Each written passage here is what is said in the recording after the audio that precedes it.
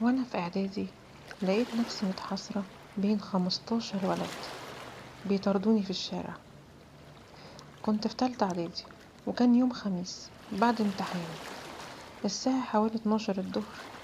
ماشية في أمان الله في الشارع دايما بروح منه، وفجأة شلة عيال في أولى ثانوي خارجين من درسهم، كانوا تقريبا 15 ولد، اتلموا حواليا فجأة وابتدوا يقربوا مني، يلمسوني، يتحرشوا بيا ويقولوا كلام مقرف. كنت مصدومة وخايفة، قلبي بيدق بسرعة. في اللحظة دي شاب كان معدي بعجلة وقف وحاول يوقفهم، شتمهم وصدهم عني. العيال اتجمعوا على الولد ده وابتدوا يتخانقوا معاه، وانا استغليت اللحظة دي وطلعت اجري زي المجنونة من الخوف. وانا بجري وقعت في الطين، لكن قمت بسرعة وكملت اجري لحد ما وصلت البيت، وانا نفسي بيتقطع، مش قادرة اتكلم من الصدمة. امي شافتني قالت لي: مالك، في ايه؟ فضلت تسألني، لكن لساني كان مربوط من الرعب. بعيط. دخلت انام وصحيت على العشاء، وامي صحتني ومعاها كوباية عصير. فضلت تحايل فيا اكتر من ساعتين لحد ما اخيرا قدرت اتكلم وانا بعيط ومرعوبة. بعد ما حكيت سألتني: فاكرة شكلهم؟ قلت لها: فاكرة 2 منهم بس. قالت: قومي فورا، قومي معايا. نزلنا لابن عمتي تحت، اللي كان في نفس سنهم، وماما حكت لها اللي حصل. ولما وصفت الاتنين اتعرف على واحد فيهم.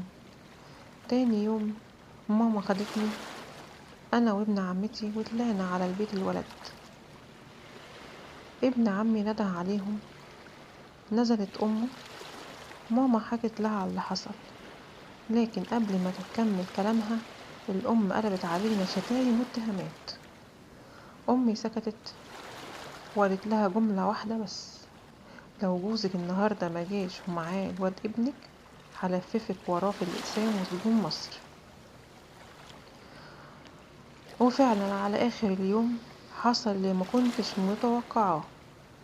باب الباب خبط،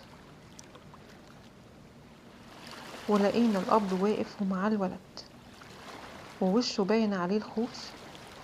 امي وقفت قصادهم بكل قوة وابتدت تكلمه بصوت ثابت. قالت له: اللي ابنك عمله النهاردة مش هعديه.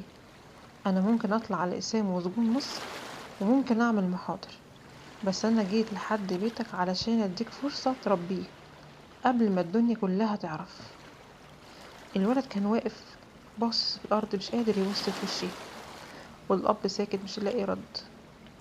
انا كنت واقفة وقلبي بيترعش، مش عارفة احس بايه.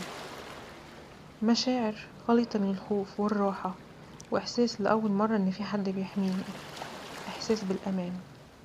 من اليوم ده حسيت اني اتعلمت حاجة، ان احيانا المواجهة هي اللي بتوقف الناس عند حدها حتى لو احنا مرعوبين. اوعي تسيبي حقك، واوعي تتنازلي عليه، خليكي دايما قوية.